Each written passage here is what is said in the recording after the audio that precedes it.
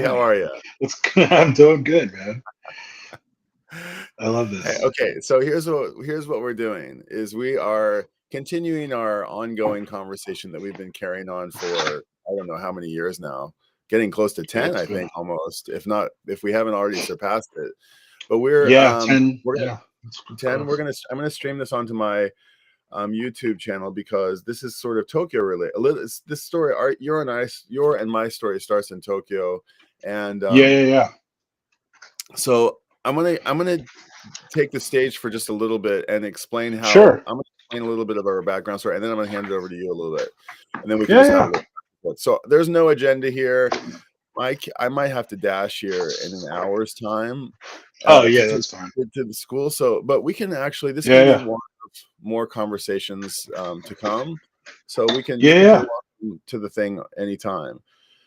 So, hey everybody, I'm Brian from Tokyo Records, and this is my homie Aaron Marin in New York, who used to live in Tokyo and Yokohama some years ago, and who passes through town every couple years. And he is an artist friend of mine who I kind of first became connected with through photography. And I'm going to tell that story here in just a little bit. But Aaron is a really talented artist whose work really I really connect with, and I think you will too. We'll show some of Aaron's work. I've got a few tabs opened up, and I'm not super Oh, pro at cool. it. We'll Yeah. share some of your work on screen. But if you've seen you're not going to know this off the top of your head, but sometimes I stream from my staircase, and there are three pieces hanging in my staircase that are one is of me and my wife, and one is of uh, my two kids. And Aaron has done these pieces, and he sent me. He's a multimedia artist. He's got a couple of sort of, I don't want to say lanes, but he's got a couple of mediums that he sort of sticks with, but he kind of does everything. And he's such an inspiration to me. I get so much creative inspiration from Aaron because he's obsessed. And one of my favorite artists, John Baldessari, says that you have to be obsessed, which you cannot will. And I wish that Hmm. I had Aaron's obsession, which is why I like to connect with him every once in a while, because so long as I do, he just tops my creative inspiration up. And if you are somebody who likes to create, whether your medium be music or photography, or this guy is like an open dam. He's like one of those gates at the where it closes, but in his case, it's always open. And I left two of his Instagrams in the show notes of today's video, and I'm gonna drop them here in the chat. And Aaron, Oh, how are you cool. today? Nice. Where in the world are you right I'm good, now? man. So I live a little bit north of the capital of New York, which is Albany. Okay. Um, if people don't know where that is, I would say it's like 2 hours north of Woodstock. Most people know where that is. Well, Because people of the on this stream will know where Woodstock is because Woodstock's got such a yeah, rich music history, yeah, which I also yeah. want to So I touch on. kind of sure. Why don't we start there? Like, so you and I think, are roughly the same age. I think I'm a year or two or three older than you. I think. I'm not even sure. Yeah, I think so. Yeah, yeah. I'm 46. Okay, I'm 48. So Yeah, but so that would have put us in high school at the same time. Let me start. Like, can we yeah, talk about music for a little bit before we dive into art? yeah, yeah. Sure, sure. What were you what were you listening to in high school? Or actually, I'll say, what was Hmm. the first like stereo system? Did you have a Walkman? Did you have a Discman? Did you have a ghetto blaster? Did you have a boombox? What Oh, exactly did that's you a good have? question. I would say the system that has like the most resonance, the two systems that have the most resonance for me, like kind of high school, junior high ish, so like kind Uh, of preteen, teenage years, was like we had an Iowa like little kind of handheld, kind of right, boombox thing, those little right. small, looks like a little lunch pail. And then, so I had one of those. I got that Did it for have a Christmas cassette from deck? my, Did it have it a had dual cassette deck? cassette decks. Yeah, yeah, dual cassette decks. And and then before that was just this like old school Sony, kind of like that, that motif of like Sony was big into like that weird blue gray and kind of like an orange button to denote. There was like Okay. this early 80s color Okay. scheme that Sony always had. Yeah, yeah, yeah, It was yeah. always That's like coming. gray, blue, black, nothing like super crazy, very, very mundane. Um, and I only remember those two things. The first one was because the Sony was because it wasn't mine, but it was like my mom would play it, um, tapes in it while she cleaned our house when I lived in Oakland, California. So like it Oakland. was like You were there born in was Oakland? yeah. I was Okay. born in New York, and then my Okay. parents moved to Northern California. I think like when I was like 1 or 2 or something like that. So I spent like all the way up into my second year of high school in California, and Oh, then really? I my didn't. Now I last know. Okay. yeah. So anyway, so the music was like um it was always like kind of folk music. My mom's Puerto Rican, so it was a lot of like Puerto Rican kind of like salsa and merengue music or love ballads, and Really? yeah, and then whatever else was like, I guess it was like late '80s, early '90s. So it was like, I guess whenever Seal first came out, when you get those demo cassettes, um, I don't know, that kind of whole early '90s, '80s time period. So it was definitely not hip hop. It wasn't jazz. It wasn't. Um, no, I didn't listen to any of that. That's Um, funny because that's that was yeah, sort of like my first. That's first yeah, my all my music was either like early MTV stuff. You know right. what I mean? Like, Same. and or yeah, like kind of early MTV stuff, like Tracy Chapman, anything that was like, oh, this is fun. This was like kind of protesty music, and then whatever that turned into in our early '90s, that's what Right. was coming out of like the speakers. And that's predominantly what I listened to until I got into high school, and then I kind of got into hip hop, but I didn't really know too many people. So it wasn't something that I didn't like. I think it was for like hip hop, I was more drawn to the fashion and the kind of swagger and that kind of that whole visual aesthetic before the music. And then it was like, okay, who do I like? Um, and I had to be careful because I grew up semi-religious. So kind of like when hip hop in the early '90s, which was kind of like the crack epidemic in Oakland Sure. and I'm sure many cities. It was like NWA, Two Live Crew was playing, like all these. Like I knew who Run DMC were and all these other people, and they were okay, but it was kind of like, oh, that's weird, Two funky. I Live don't, Crew was your parents. okay with your No, no, no, no. family. Run DMC. I'm talking about like early hip hop, like Run Sure, sure. DMC and before. But then, like once you started doing NWA, Two Live Crew, Your Ice parents were T, protective of that, right? well, it was just it got notoriety, right? So because then you had the whole putting explicit lyrics labels on it, and if you and the only reason I bring this up is because I grew up partly in a Christian. I partly grew up in a evangelical Christian household, so like I had to be careful, right? So I had to be careful of like, oh, can I listen to them, or how much knowledge should I pretend to profess about certain things, even though I knew who they were. It's like, yeah, I want to wear, so it was tricky. All I'm saying is it was a tricky. I couldn't play that while I was cleaning my room, but I could play all the other music that I talked about. So I kind of just stuck with that for a while. Let Um, me ask you this. Let me ask you, yeah, like I don't think we've ever actually talked about music before. Of all the conversations Mm-mm. that we have, we haven't really ever No, touched oddly, on, yeah. right? Oddly, Yeah. right? So is music? It was like for me.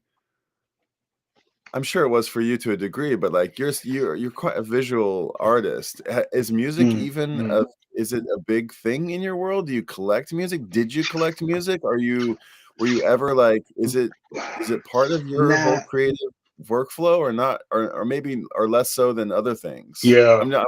I would It just say, never. yeah, I would say, yeah, like now music is very, very important. Um, and it was, and that started from my third year of high school on. Like music became a very, very important escape and kind of like refuge. But before that, it was just discovery. So I really, and things were like thrust upon you in the sense of like, oh, this is what my parents listen to, so they're playing it, so you listen to it. Like, you know what I mean? Like if you're young enough as a child, you kind of just like, what's for dinner? Well, whatever I'm cooking. There isn't like a, oh, let me choose from the menu, type of thing. I mean, for some people, I don't know, but like, I'm pretty sure how we grew up, it's like what is on the plate at dinner time is what you shall be eating for dinner. There isn't, there's no Grubhub, there's no, you know what I'm talking about? There's no Deliveroo. You're not, you Sure. know, I cook, you eat. And so music kind of was like that. There was things that you just listened to and you're like, oh, I like this. And then you kind of want to discover more. And then there's things where like, oh, I can't wait till this like turns off so I can go listen to whatever else. So Um, what was your like? What was your first concert, or what was your first band or group that you were really into, or what was the first CD or cassette that mm, you bought, or like, do you remember any of those things? yo, yeah, yeah, yeah. Uh, so We at got the we have some time, people tuning in, by the way. We got Robert yeah, yeah, yeah. saying Albany's home of Oh, hardcore, Albany's. One King Down. I don't know about One King Down. Do you know? You ever heard this? I don't either. Do you have Mm-mm. roots in Albany, or is it kind of No, like no, not so much? Okay, no, no. Albany's essentially a place I went to high school. okay, And then I went to college right after that, and college was like the military. I went to like a military school, and then after I graduated, I was like gone. So like, I would come back to Albany, and my parents lived here, but I didn't really like. None of my friends were from here, really. I didn't really make friends my last year of high school, so it's not. I don't. I know where places are now, and I know, but that kind of like early childhood memories, and oh, this was open, and that doesn't exist for me. so That's back to that's more music. open. Like, what? So what Yeah. was your first concert, or what was your first? Where did you buy your? Did you go to the music store? Did you go to the Yeah, super yeah, yeah. There used to department be store? this music Where'd store. you get your music? Yeah, that's interesting you asked me that. There used to be this music store. So I lived in um, Lakeshore Ave, near the Lakeshore Ave area of Oakland. Okay. Um, Oh, yeah, yeah, yeah. uh, My yeah, sister lived in Oakland for like she lived in, yeah, I know, like, she lived right by Lakeshore. Yes. I've and yeah. one time So like, one time she told me I came home for Christmas. I knew that my parents were gonna go do Christmas at her house, and I didn't know right. where she lived. Maybe I told you this story, but Mm-mm. I flew to Oakland, and all I knew is that she lived near Lakeshore Ave. I Oh knew she my lived God, somewhere by the lake. that's I insane. walked and I walked around till I found her car, That's and then insane, dude. Because like and then there's no internet. Like you get dropped off at the airport's nowhere near that, and you just like, do you just take the BART because there's no BART station near it? The nearest one is, oh, that's insane, bro. okay, That's so, so yeah, you lived around there. That's a yeah, nice little part of town. Yeah, yeah. I It was guess. like a nice little hamlet area of Okay, Oakland. It isn't so much anymore, but um, yeah, it was very Cosby-ish, and you still had like the independent toy store, the independent like bookstore, the independent okay, music store, and I forgot what it might have actually been a Tower Records now that I think about it, so not so right, independent. Um, but anyways, I think I got it was back in the day when you could buy. It was definitely a cassette, and it was back in the day when you could get like what's the word? You can get singles and stuff like that. So I think my right. first cassette was MC Hammer, maybe because he was Nice. from Oakland and he was super popular, and he used to like drive around our area, Wow. and other places in a BMW. So you would, or in a Mercedes, a two-door Mercedes coupe, and there was an Right, ice cream parlor that like one day my brother and I were like skateboarding down the sidewalk. And everyone's like MC Hammers, and there's all these kids piling out, like spilling out, and I'm like, right. "What is going on? Where are all these? I've never seen this many kids here ever." Yeah. And they're like, MC Hammer's here and he's buying everyone ice cream. I was like, yeah, right. He's like, no, no, no. And my brother and I fought our way up. And the guy, and basically MC Hammer's like, whatever anybody orders, I'll cover the bill. And Yeah, he so yeah, so famously gave all his money away. He famously was yeah, yeah, gave it all yeah. away. He was always trying to put people on. But yeah, so I think MC Hammer, I had a Vanilla Ice record, like a tape, I saw Vanilla Ice open for MC Hammer in Tulsa. Yeah. Like he was very. So Yeah, that kind of. I think that was my first, like like what I 14. purchased with my own money. Do you know what I mean? And Yeah, then like Kid and Play was yeah, on. What was that? What else yeah, was kind of like out there? Like De La Soul and Diggable Planets. They were just coming on the yeah, yeah, scene, yeah, yeah, yeah, and yeah. um, It was all that kind of like what I guess Del what people. DeVoe and Yeah, I mean, it's you look at you know, it like now and it was like older hip hop super adjacent, hokey. right? So I used to listen to all of that. Like that was like the level of kind of Has that again, it was like style, that fashion, that I don't even know what it's called, but has that like urban leather jacket, enormous sort of over? Is that come back oh yet? yeah. Has I don't it? think so. Okay. I don't think so. Has the It Kid and would be Play cool if it haircut? did. Yeah, that's semi comeback. I've seen people unironically wear that, and I'm just like, it's so bizarre seeing. It So was anyway, pretty so cool. yeah, We all were doing the it Running was it, Man. it was cool, but I think the thing that I liked about that era of hip hop is like it wasn't as I think everyone was doing their own thing, but I think the level of there was no internet and there was no social media, so there was the divisiveness of like what you liked and why you liked what you liked kind of wasn't there, and I think as you slowly get more towards like everyone has a platform to just spew whatever they want, sometimes like music kind of, oh, you don't like, I like jazz, but I like these albums and these pressings, and I'm like, dude, it's just music. This should like really be like a beautiful additive to your day, and your I feel life. like It isn't. there's a line from there's a sort of like a fame, like one of my favorite bands is Fish. I think we've talked a little bit about that, but like Uh-huh. Fish had a moment in there's a movie called The Bittersweet Motel, or it's called Bittersweet Motel, and there's this scene where he's getting asked, the lead guitar player Trey Anastasio is getting asked about if he's the next, he's getting asked how he feels about Jimi Hendrix or Right.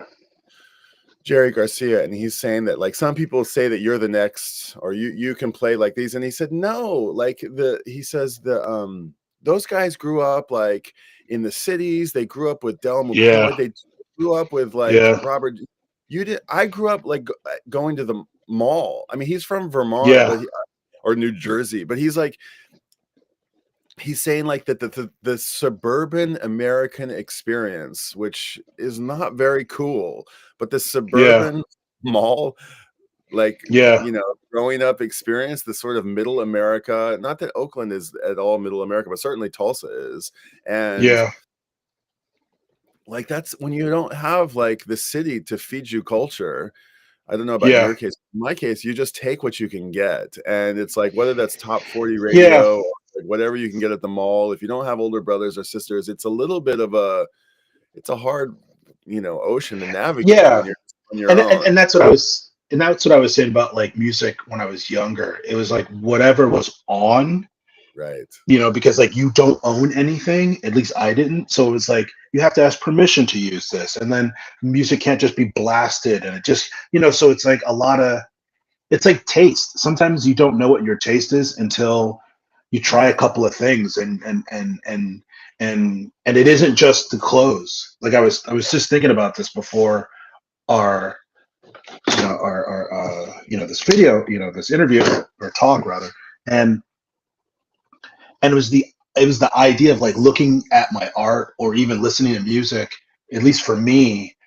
Um sometimes it's like you have to settle in who you are as a person to really settle into like what you should be doing as an artist, or what you really like to listen to, just unashamedly. Like, I don't believe in like, oh, what's your guilty little pleasure? No, it's like I like listening to this, or you don't like listening to this. If you like Taylor Swift, that's not a guilty pleasure. That should just be like, this is what you listen to because this is how it feeds me and nourishes me. Whatever that weird slice of. But I think sometimes when you're younger, it's like I don't know who I am yet, so I'm gonna. This sounds cool over here, so I'm gonna kind of wedge myself into this and see if I fit. But as you get older, you realize, like, dude, nobody cares. Do you know what I mean? Like, We're if definitely in like a post-click but world, but I still yeah. think there's still quite a bit of that. Here's a question for you. Was Aaron aware of the Oakland punk scene at Gilman Street at the time he was there? Oh no, I don't. The thing is, like, I knew all this stuff was going on, but I think if you have very protective parents, and you're kind of an obedient first child, it's just like you don't, you just don't go. You know what I mean? Like, I'm just like, all right, well, how am I going to get from here to the train station? It'd be different if like I lived somewhere like downtown San Francisco, because then you could just you're basically living in a massive city, and all of my friends when I went to school over there, no one dropped them off. They were taking like the bus to school and the train to school, but like my parents drove us to school. Um, so there was I mean, I really didn't get into like doing concerts and all that stuff till like well after um, college even, because it was just like it was just. You know what I mean? Like, I don't know. I always find it interesting hearing people that are like, oh, I went to this concert live. I saw Metallica and da da da. And I knew people that did it, and it was cool. But I knew there was no way I would be like, hey, Brian said he's got an extra ticket to Metallica, Mom. Do you think I can go? And it's like, no, we have church on Sunday. That's definitely not happening. Do you know what I mean? Like, so there was. Uh, I really didn't get into music. Let's come back to Yeah. music here in a bit because I want to talk about art, and I don't know how much time we have, but Mm-hmm. like, Yeah. I want to keep talking about music, but let me ask: did you play? Let me flesh this Yeah. idea out a little bit. But like, did you play Sure. sports in school? Were you an athlete? Did I play sports? Yeah. Yeah, I pigeonholed myself into like basketball, I think, just to fit So in. so the reason that I ask that is because Mhm. I don't know very well, but I know you have part of the connection that you have to Japan is that you've served in the military for you were kind Yeah. of I think you served for a long time, and which I don't have. I'm not Mhm. from a military family, and that's been an interesting part of our friendship is that you've talked about that, and it's shed some light on Yeah. what that experience is like. But if you're a Mhm. military person and you're also in this sort of like religious household and you're like an Mm. athlete, all of these things don't really add up to like or maybe they do in a conversely Yeah. ironic way, but like Yeah. how did you get to art? So let me stop there for a second and say um I've dropped Aaron's. Let's let me just set the stage here a little bit. Let me share the Mhm. screen real quick and let me I'm going to show you two. I'm just going to zip through two of Aaron's Yeah. Instagram feeds, and we're going to come back to them here in a second. But just let me pull up first his Illustrator. So two of his mediums are illustration, and another one is like collage art. And Mhm. what we're looking at right now is his Instagram feed of all his illustrative work, and I'm sure he has a Behance page and his own website that he can. Aaron, you can drop it in the chat if you want. But Okay. on the where did it go? I'm losing it. Uh-oh, this is card. Where did it go? Where did it go? Can I scroll here? I can't scroll there. Let me stop sharing and try that again. That was weird. That's okay.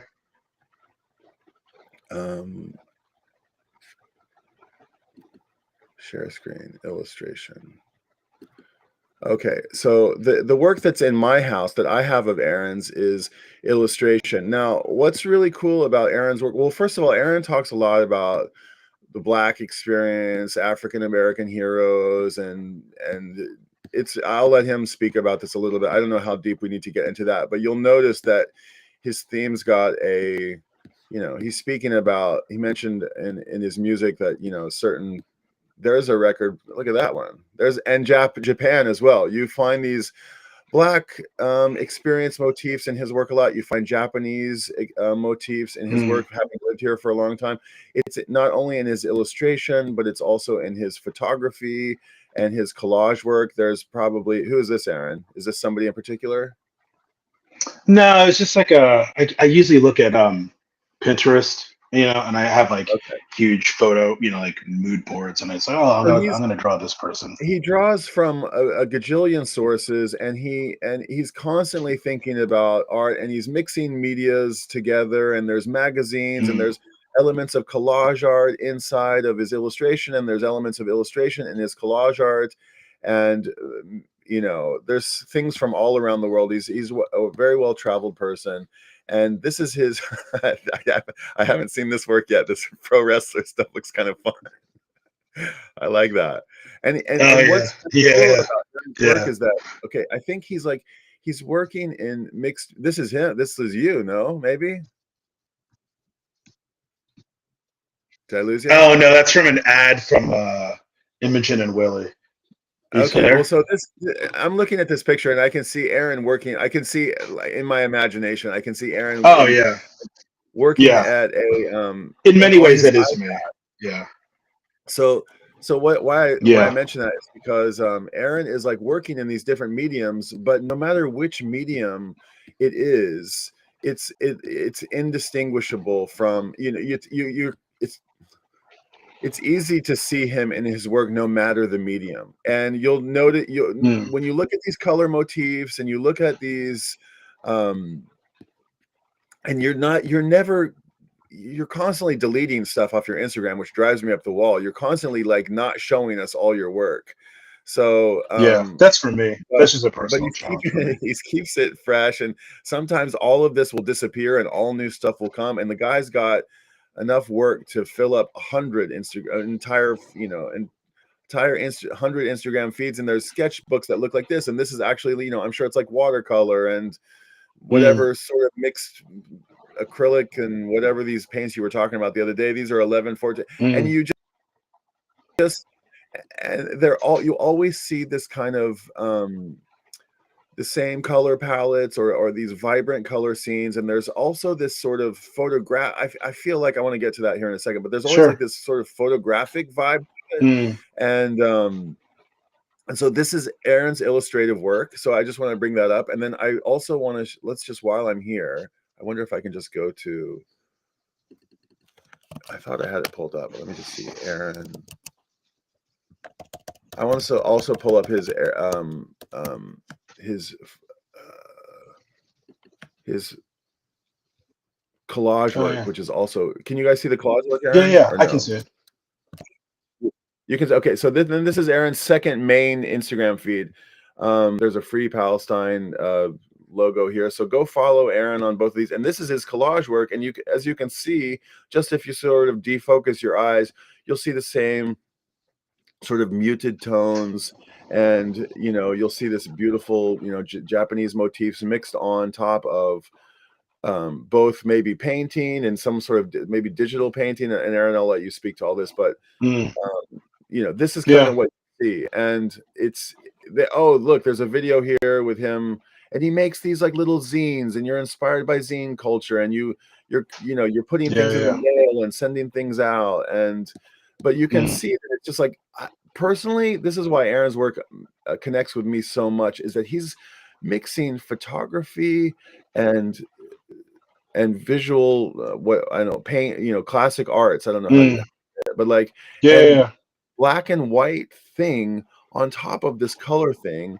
And Mm, this is my favorite aspect of your work, is that I like this juxtaposition a lot. This is my favorite yeah. aspect of work, is that I can see these I can see the photography element. Now let me step back out of here one Mm, time.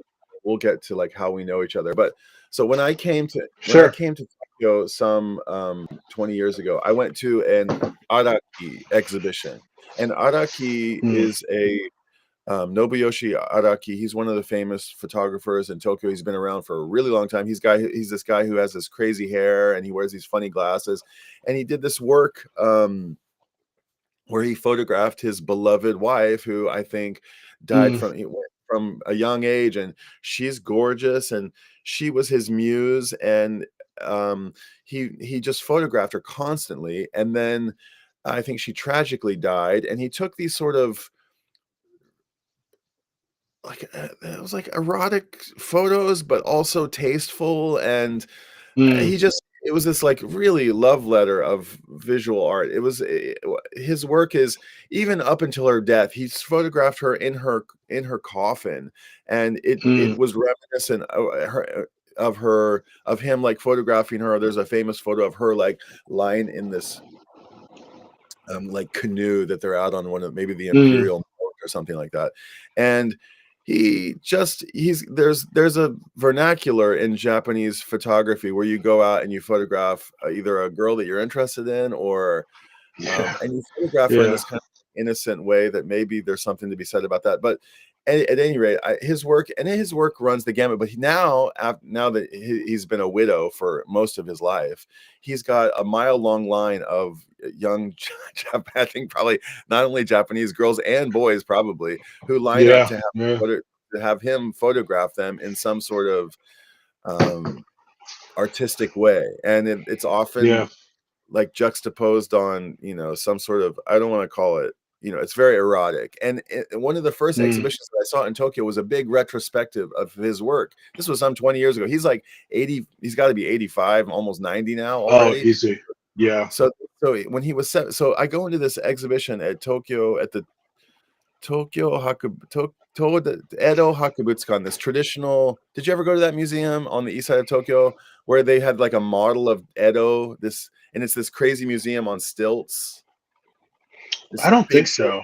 Okay, there's this really cool museum out there. Anyway, and the main feature at the main permanent collection is they have this sprawling, huge model of like Edo, of the city of Oh, Edo, of wow. Tokyo, and Oh, they just no, have like I've never seen that. I don't know what the scale is, but then they have these it's the Edo Historical Museum, but they also have, fine art works in there that are in the different galleries. And one of his works came Mm, in, and I wasn't expecting to see this, and it was these giant life-size black and white photos that were sort of pinned up to the walls, and they had like mm. acrylic paint, like sticking a centimeter off of them, just covered Oh, in wow. black and white photos, covered in vibrant, colorful paint. Oh, wow. Neat. Yeah, it was beautiful. It was really stunning, really took my breath away. And yeah, I don't know what it is about the monochrome Mm, juxtaposed on mm, the color, but that has mm, been something, just color from a color point of view, has been really important, or really a part of your work that I really identify with. What about that? Where do you there's Aaron's artwork, okay? So now Aaron is mm, so obsessed with creating. He's constantly doing um collage work, illustration work, working with fine art materials, working in digital spaces, mixing the two up, going to the copy machine, copying things, and mm, obsessed with creating cyanotypes and mm, photography, instant photography, and mm. lab work, and mixing all of these things up. And but you've got this background where you just had to like listen to the radio and listen to what your mom did, Mm, whatever was in the house, whatever was playing. yeah. You did sports, you served in the military. You don't think of like military guys as being um particularly, artistic types. So where Yeah. does whole where's the genesis of the art thing? Where does that come from? Oh, so I mean, the real simple story is just I always wanted to be either a movie director or like an architect when I was a kid. And then there was this like I don't know when I Why got movie interested in like director? Why movie? Like I just just like movies. just love movies Yeah, I and just loved architecture. movies, and I think it just sounded good. Do you know what I mean? Like the reality of it was like once I kind of found out what people did, but it just sounded. I was like, oh, architecture. I like the name. I guess you do something with buildings. You know, it sounded interesting. But the architecture thing, I mean, that quickly went away. The movie director thing always stuck in my mind, and so the goal was just to go to college, get an English degree or something like that, or go to a school that had a film program and then I don't know, I would figure it out, then it wasn't super thought through. But then there was this also other part of me that was like, that got really interested in joining the Marines for some reason, like in high school. And I don't know why. I think because I was surrounded by so many like hippie dippy like people when I went to school, especially high school. My first years, I went to school in the Haight-Ashbury district of San Francisco. So it was like ex hippies. All the teachers were on a first name basis. You never saw your grades. It was all up. The school used to be housed in an old firehouse, like literally like just two little. I mean, it was an old firehouse, and that's where the school was. And we would do camping trips out to the Marin headlands. So it was like super hippie stuff, and I got into some of it, but kind of some of it was like, all right, like I get it, but that's not how the world works. And so, anyways, so for whatever reason, I wanted to join the military. Uh, by the time my junior senior year came around, I applied to like some liberal arts colleges. I called the recruiter because I kind of really didn't want to go to college. By the time I was a senior, I was like, yeah, let me work. Let me figure out the world. Let me see or travel or volunteer. Let me do something else before I like spend all this money to go to school because I'm not really sure this is 100% what I want to do. And so the goal was I was either going to go to the Army or the Marines. If I was going to go to the Army, I wanted to become a Ranger. And then if the Marines, it was just the Marines. So I ended up calling the Marine recruiter first, told him what I was thinking about doing. He asked me where I went to school and what my grades were. And for some reason, I guess he probably made his quota that month or that period or whatever. He was like, you should probably look at a military academy because the school is free. And then, you get a job, you have to serve in the military. But like, if that's really what you want to do, you might be bored being an enlisted guy, which isn't necessarily, it isn't reality. But for the sake of the story, that's what I did. So I applied to a whole bunch of liberal arts colleges, little small private schools up in the Northeast, and then I also went through the application process to go to the U.S. Naval Academy.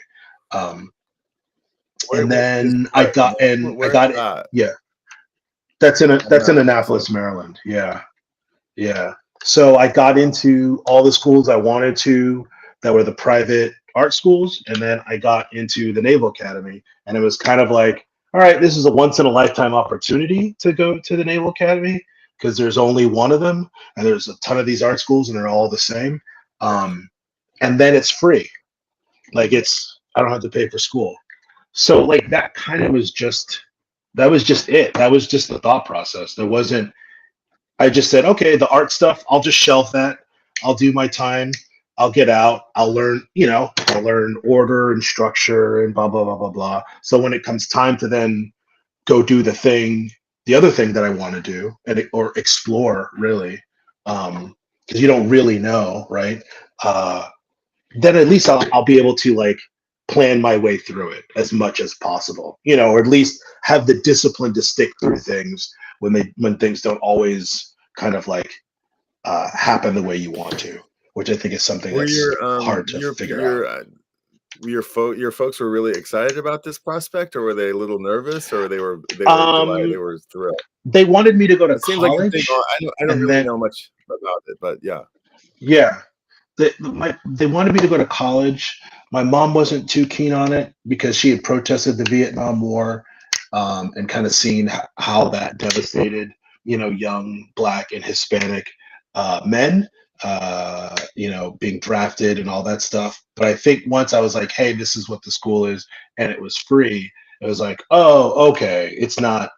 This isn't like a long extended boot camp. This is something that's preparing you for something else. But they didn't really know too much about the school until I kind of went through it, and now they So then, know. yeah. How long is the school? How long? What is that? How long does It's that take? it's just a 4-year university. So I mean, Then do you have to what do I be tell? in like? Yeah. So sorry. Go ahead. Yeah. So it's a 4-year university, and then you owe after you graduate, you owe 5 years of 5 service, years. and Okay. then um, and really that's not a long time because like the first 2 years is just about learning like how to do a job, right? So there's a training, but you want to be a pilot, it's going to take you 2 years to just get those little gold wings that just says, hey, the government trusts you with an airplane. But you're just basement level. I know how to fly a plane. You're not experienced. You know, you haven't done a deployment and blah blah blah. So by the time 5 years comes up, you've really only been doing that job proficiently for 3. And now if you're 21 when you graduate, you're 26, 27, people kind of get married, maybe they'll have a kid a year or two later, and they're looking at their prospects. People, if they're doing well, they'll stay for 10. And then if you stay for 10 and you're still doing well, and you're not divorced and all that other stuff, well, why wouldn't you stay for another 10 and do, 20, get your retirement? Right. And then, and then the only reason people leave after 10 is because they're just like, I want to go do something else. Like, right. And it's just as simple as that. I'm tired of this and I want to go do something else. So did you, at what point in that process did you end up getting to Japan? And where else did you here, if anywhere? Yeah. So the Japan thing was like 2004 to 2006. And then I came back. I went to So after I graduated in 2000, I went through a training pipeline for naval aviation that I didn't complete. So then I got sent to like an aircraft carrier and kind of just sat around until I basically applied for another program and I got into, and then I had to go to school for that. And then after that, I basically chose Japan. So it's like, so it's, I graduated in the year 2000, and the first 4 years, I kind of really didn't do anything. Do you know what I mean? And then the first time I actually, go somewhere where I'm trained to go do a job and whatever, it's like I'm already 24, 25. And I'm just like, I don't know what I'm doing. And I'm still getting paid and it sounds good. And I'm living overseas. So, I did that for 2 years. Then I went to England after that, after Japan, for another 3 years. And then I came back to Japan. Which is finished when out. I got it. Yeah, which is when. Oh no, we met after that. So I came back to Japan in 2009 to 2011. I got out of the military. I was married, went back to the United States, and then as a civilian went back to Japan to do. So when I met you, I was out of the military. Okay. And I had just quit being a bartender for a restaurant in Yokohama. So I was kind of just like, of yours is cuisine and yeah. So, in the interest of time, it's just like the military. I don't see it as like a really big thing. I think if someone were to look at their lives and say, have you worked the same job for your whole life? Have you always strove to be the person you are right now? Most people would say no. And then if you started to dissect their life and you say, well, how long have you been currently employed in this position and this? Oh, for 3 or 4 years. What'd you do before that? Oh, I did this. And you go, wow, that sounds, wow, you did this and then you had to figure this out, but you didn't know Japanese. And, it can seem like a massive daunting task, but for the person that did it, they're kind of just like, I don't know, it was just one foot in front of the other. Like, yeah, there was challenges, but who the heck is thinking 20, who has a 20-year, plan of where they're going to be? Like, I'm just like, I guess I'm here. Let me figure it thanks out. for sharing all that background. That's it's interesting. And I think we probably talked about it half a dozen times, but it is always interesting to me. And I think it's like, if we can keep a conversation going every, however often, which would be fun. Yeah. Because I mean, if you're interested, but I'm just so inspired by your work. And but I kind of want to know, I almost want to know the same. I don't want to bore anybody, but I certainly wouldn't be bored, but I kind of want to know the same sort of step-by-step process of how you got, like, just how you, from the, like, in a medium sense, like, because so collage is simple. I mean, The steps are very simple. What was your first? What The was your drawing thing first is easy to medium? Or like, explain. is it pencil and paper? You just drawing pictures? Oh, photography. Photography is your first thing. Okay, So, so let's stop there for a second and let's yeah, set a little yeah, stage yeah, here because there's a couple of I want to tell this the story yeah. of how we came to know each other is kind of fun, and I want to touch on that. Mm-hmm. Yeah, yeah. First of all, I want to share something which you might not even know yet. So Aaron and I met at a Mm-hmm. photo gallery, and we're connected kind of through photography. And Aaron's a accomplished Oh, photographer. yeah, that's right. We did meet. And we met Yeah. at a photo exhibition by a mutual friend named John Saipal, who's an amazing photographer in his own right, and he also runs this project called Tokyo Camera Style, which is a side project to his Mm, life work. But Tokyo Camera Style mm, became this enormous thing that Tokyo Record Style essentially riffed off of with his blessing. And so we know each other through this guy John Saipal, who, in addition to having his life photography work, and in addition to doing this Tokyo Record Style project, he also is part of this collective in Tokyo. And I would say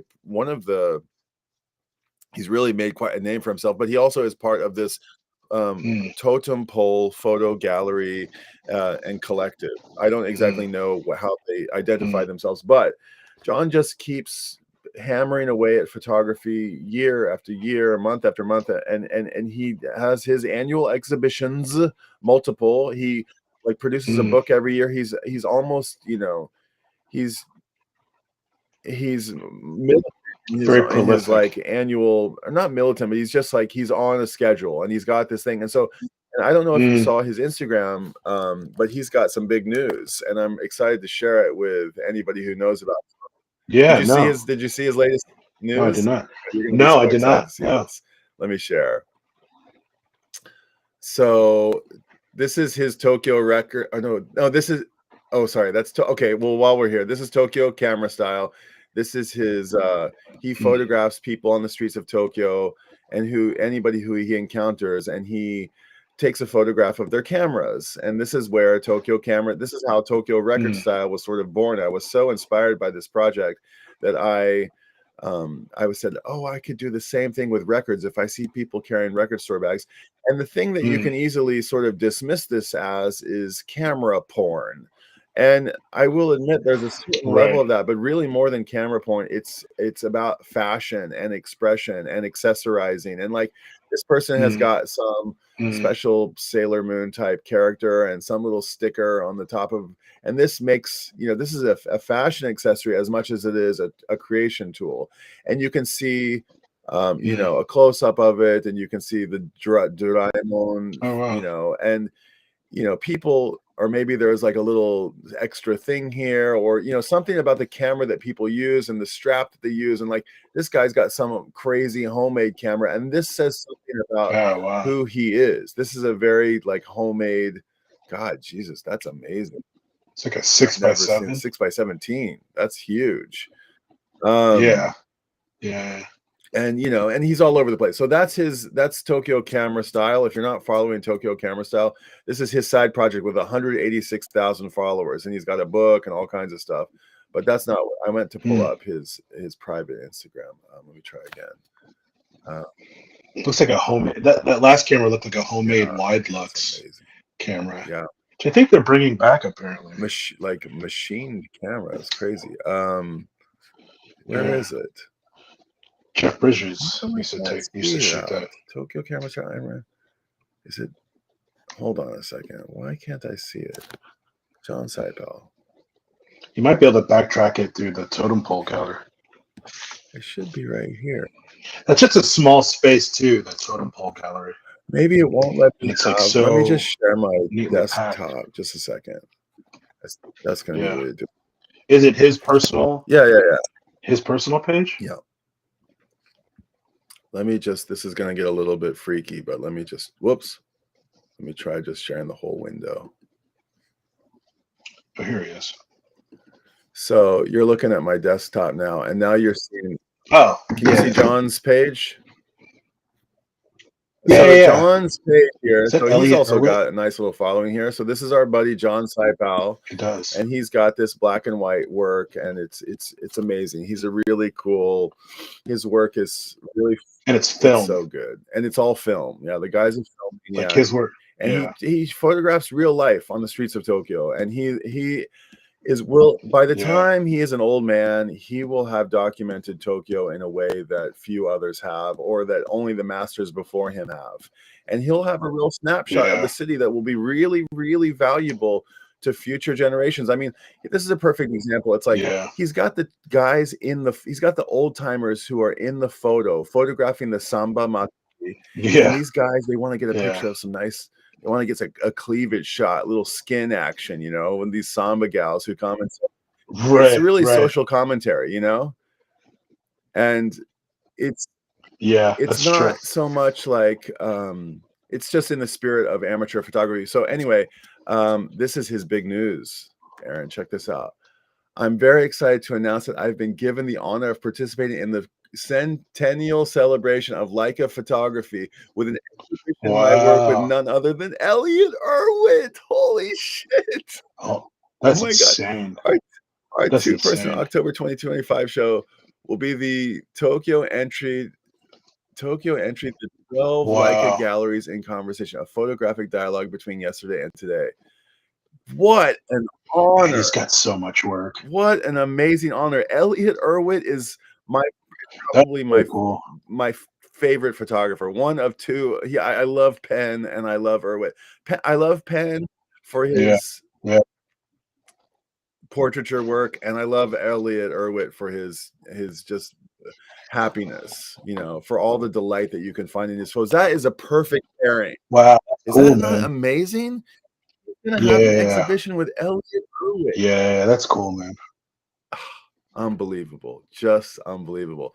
So John has this, but that's the guy that's been doing the work without, you know what I mean? Like he's just doing the work. He just puts in his hours. He doesn't He look, just does the doesn't work. look up. He's And not I think that's the obsessed with thing where it's like numbers or anything. We're both No. inspired by John. He's a really No. incredible guy, and this is maybe his Yeah. latest photo book. So he runs this gallery called Totem Pole Photo Gallery, and you're still looking at my screen here. Hold on, let me see if I can find it. What's this one? Aaron. Where's Totem Pole? I think you I'm have to sure go I back. had it up. Didn't I have it up somewhere? Okay, let me just search for it. Totem Pole.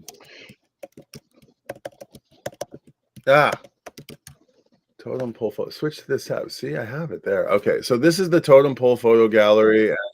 This is just a little Google thing. So it's a really cool. So Aaron was coming to see an exhibition in this space, and there was like a reception, and there was a party going on, and this is like a very cool hip spot to hang out.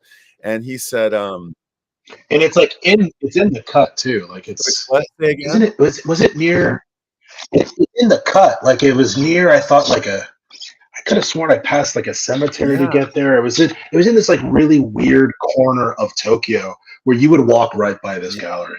It was like a schoolyard was like a playground, or I just remember some other space opposite this where you would, if you weren't, there was like no reason for me to be in this area other than to go to this stumbled gallery. upon this place? Like it isn't a tourist. On the night that we met? I met John Seidel I was looking for photo bookstores, and I happened to Google that. I came across his kind of early days of the Tokyo camera style, or maybe mid days. We're not really early because he had been doing it for a while before then.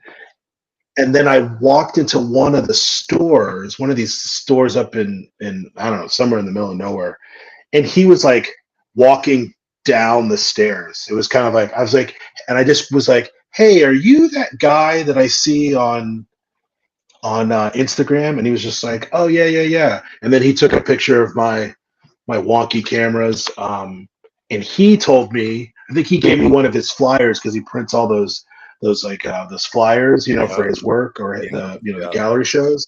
And that's how I found that place. Because I didn't have a smartphone. Like that was like, I don't even know if maybe they had the iPhone then, or like it just come out, but I had an old flip phone. So it's like, I had to know where I was, you had to like print out the MapQuest figure out what the train lines were to get there and how to walk. It wasn't. So this is the guy who runs Wasn't the. an This easy to is find this is spot. this is these are the members. This is the I think the main dude behind the project. Shinya Arimoto, amazing photographer. These are some of his accolades. He shoots that super He wide, shoots the super right? wide. He shoots that super wide Yeah. Hasselblad. Yeah, And that's then crazy. John here is, Yeah. you know, he's just been in it for a long time. He's your same age, 79. Are you 79? 78. 78. Okay. So anyway, these are the characters. There's also Wao Chaofang. He's, I think, Chinese. Gang Misang, she's Korean. So it's kind of an international crew, but John's the only non-Asian dude in the crew. And this is, so that's a very big honor. So that's so we're inside this gallery. That's crazy. And I show up and John says, "Hey, Aaron, you should meet Brian. He does this project called Photo Hoku and blah, blah, blah." And what happens is I say, "Hey, we're going to go to Tohoku tomorrow, the region devastated by Japan.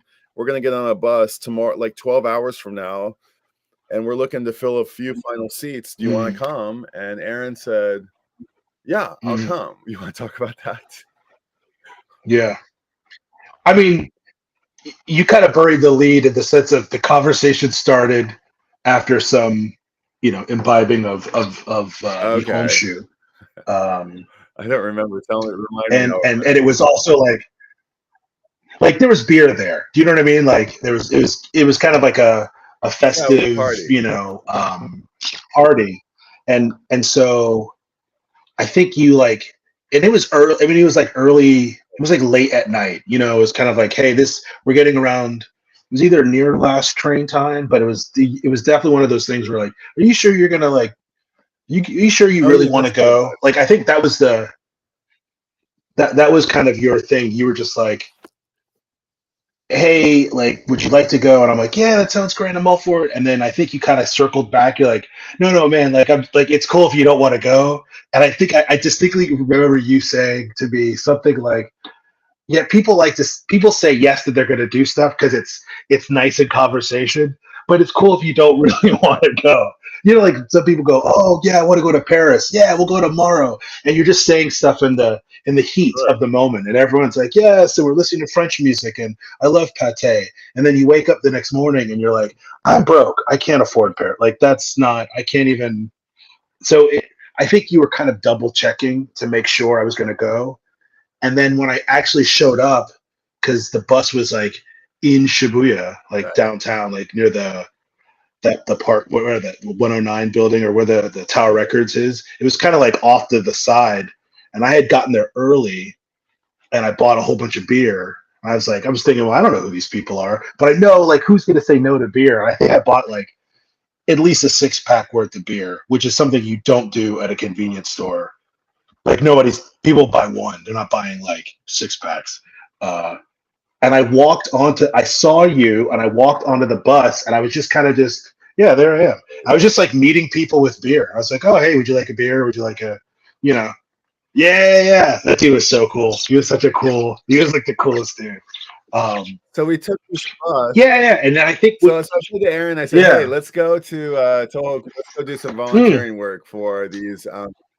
I love that camera. I still have that camera. Yeah, GR is a great camera.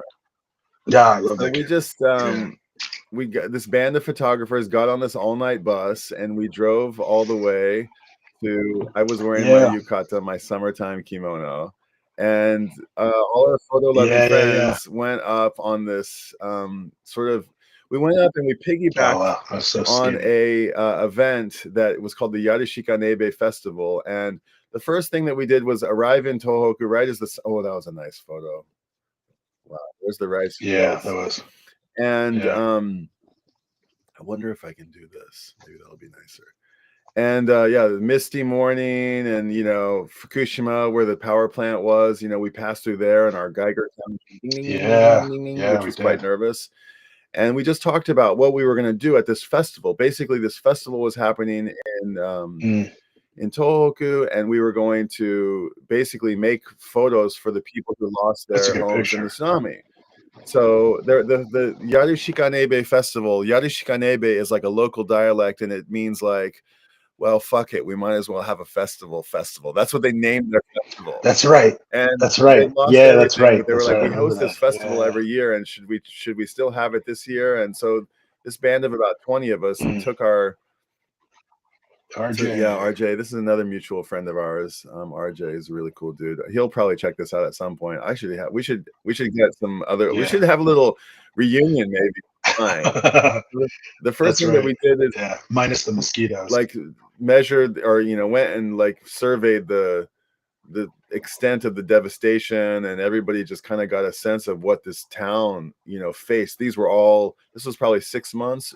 6 months? No, it was probably like 18 months after the tsunami. There was houses here. This was like neighborhoods, all walked away. Yeah.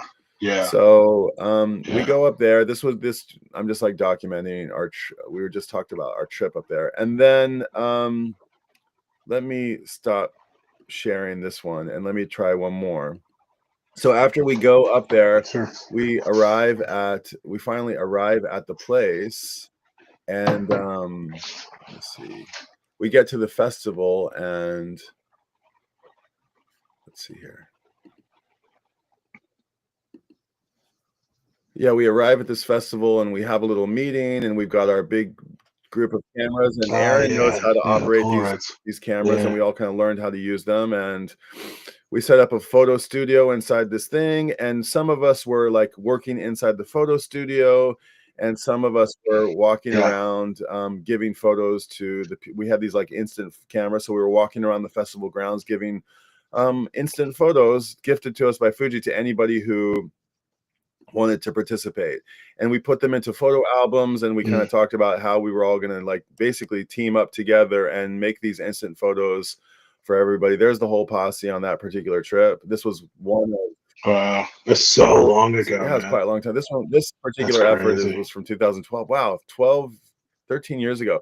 But can you believe that this is still going on? Oh my God, this is 4x5. Yeah. Look how nice this photo is. Yeah. It's 4x5 black and white film. It's so gorgeous. It's crazy. Yeah. It's so crazy. It's like all that's gone. I still have them, actually. Yeah, I met her and her family. I met her and her family. The woman that's right, because I'm in her photo. That's crazy. It's like if she still has that photo, that like some random dude that said yes to you at a random meeting is now part of someone's life. Do you know what I mean? That's crazy to me. You probably made a bunch of these photos. We had the album cafe where people came and like decorated photos. Yeah. This was them in the photo studio. That was good stuff. There was the Nagashi Soman. Yeah. Oh, then they had the sumo guys out I think there. I got a photo of you with the sumo guys somewhere. Tomio, Craig, they were big. Yuko. Yeah. And amazing. There's the sumo guys. Yeah, there they are. I think there's a couple of photos of you with the sumo guys. These guys are. I'm sure. Yeah. A good time. It was so funny. They were housing all that food. Yeah. Yeah. And I think they're like the AKP. Well, yeah, but like. Yeah, sorry, go ahead. That's how we met. I mean, that's how we met was through photography and through like that's what I thought I was going to do. It's like, oh, I really love photography. And I loved all the, the fashion photographers that, shot in this very documentary style. So for me, photography was this like beautiful blend of like, oh, I can tell story like a cinema, but I can do it on my own. I don't need a crew necessarily of people to get it done. So like that was like my adult re-entry into the arts was photography. And it's how I met you. And then, and then it delved, and then it turned into collage and all that other collage stuff. Came from photography. Yeah. So the photography stuff I did for a while or tried to do, and I was really into portraiture, and I was just, you just shoot who's around you. I wasn't a teenager, so it's not like you have this massive group of friends. So I either shot like my ex-wife and her friends, or like other people I knew. Like one of the women that was on the trip with us. I photographed her, and then she had a friend who played was a drummer in a punk band, in Yokohama. So I photographed her, and then she had another friend. So it's like you kind of just shoot people that can give you time Whoa! I'm getting a feedback here. for Sorry, just a free a second. lot of times. Okay, sorry about that. Yeah, yeah. So you shoot whoever's around you. So I did that for a while. After I, the sob story of me leaving Japan. After I did that, oh, there's the kendama. I really like that. Was fun. I'm listening. So after I did that, I kind of was just like, because I left Japan after, breaking up and all that stuff. And I was just like, I really want to do art. I was kind of like back in the United States. Wasn't really sure what I was going to do with my life, and I was like, I have these old military skills, but I haven't been in the military for a couple of years. And I just started doing this art stuff with the photography. So maybe I should go back to school and learn that stuff. And in the interim, while I was collecting my thoughts, I saw a photographer. His name is I think it's Frank Aukenfels the I third. don't know. And yeah, and he's a white dude. And he shot Polaroid and 4x5, and he would scratch his lens on purpose, or he had like lenses where the elements were kind of wonky. And so his big thing was just like, hey man, if it works, shoot it. It's going to create an image that no one's going to duplicate. Like, if the elements in your 4x5, large format camera are wonky, and you still can produce some weird shot, and someone pays you money for it, they're like, oh, we really love, like, there's no computer program that's duplicating that. It's the camera that's broken, and even the camera that's broken won't shoot like that the next time and the next time. So, anyways, I he mean, was really that's an into that. interesting point. That's an Creative. interesting point, because Mhm. I feel like there's this element of destruction Yeah. in the work that maybe identify with you. I'm not sure, but like the reason that I like Mm. I remember the Araki thing. Like he took like a perfectly exposed like Mm. black and white photo, Mhm. and he ruined it by painting Mhm. over it, And the collage you do Yeah. has these unfinished broken edges, and the black and white like mixed up with Yeah. each other. It's like Yeah. a fabric of mayhem, and I really appreciate that position, Yeah. right? And there's only Yeah. one. Like it's Yeah. totally original. You can't. It's almost like there's something like accidental about Yeah. it, and yet not at all. It's completely Yeah. intentional, and there's so much intention Mhm. behind it. So this is and you can't decide which it is. It's like it's confusing. It's not Yeah. confusing, but yeah, Yeah. this is what I Yeah. like about your work, is that you have to pick it. You have to wonder Yeah. about it. Yeah. Anyway, Yeah, and that's really the goal. I mean, the goal, part of it is experimentation. Some of the experimentation is purposeful, like there's an aim to achieve something with it. Um, but the imperfection of us just being human beings is like you're never. Oh, no, keep Robert going, keep asked, going. "What Just does you the keep hope going, mean?" and I'm listening. I'm Okay, gonna do this in the background. sure. Um, so I think it is the imperfection of things that we should value more. Um, and I think we don't, in any art field, um, we don't give ourselves enough time to experiment. We don't sit with it. I saw a video of this guy who created. He's a digital artist, but he created a cover for the Criterion Collection version of this movie called Oh, I know Gummo Demo. that I've was seen. directed by Harmony Yeah, I Korine, remember. the same guy that did Kids and Larry a ton of Clark other did movies. Demo. Larry Anyways, Clark. so this Larry Clark did Demo. is it Harmony Korine? Yeah, yeah. Larry Clark did, but I think it was like I thought it was Harmony Korine did Gummo. Maybe. Yeah, but they're the With the same little kid. family of people. Anywho, Yeah, yeah. Right. yeah, yeah. So anywho, the guy was basically saying how he achieved his cover was that he was just like he made one thing, he made another thing, he made another thing, and so the cover process for the Criterion Collection, which is kind of this like elite, premier DVD Right. collection company, with all this special, pullouts and behind the scenes stuff. Anywho, he basically said, I had 3 versions. Someone picked one, but they kind of weren't 100% on it. And so he was like, so I was trying to figure out how to change it to something that they liked. And I accidentally moved a layer from here to here. Like he was just like, I was moving stuff around and just sitting with it and experimenting. And he goes, it wasn't intentional. And then it just created this color shift. And they were like, oh, that's the one. That's the one I like. This is what this should look like. And like photography is like that. It's like, okay, I have my light meter. I know what the light is. I know what the film's going to do. I know what the camera's going to do. You shoot the photo. That's it, right? But then there's this part 2 part where it's like you have to develop it. And then there's a part 3 part where it's like now you have to print it. And in each part of that is experimentation and imperfection. You're constantly you'll never, and at the end of the day, it isn't the thing that you saw on the day that you took it, because that was a moving picture with sight and sound and smells and like the photohoku thing. Like when I see those pictures, I'm thinking about, oh, the Somen, and oh yeah, we stopped by that stop and we had like some that weird old school Japanese kind of like truck stop fare where it's like it's not the best chicken the karaage toriage. It's like it's okay, and it's not like the best ramen. It's just like it's enough. But like those things happened while you were taking those photos. You were eating and then trying to get back on the bus, and then okay, is everyone here? Did everyone use the bathroom? That's all baked into that photo.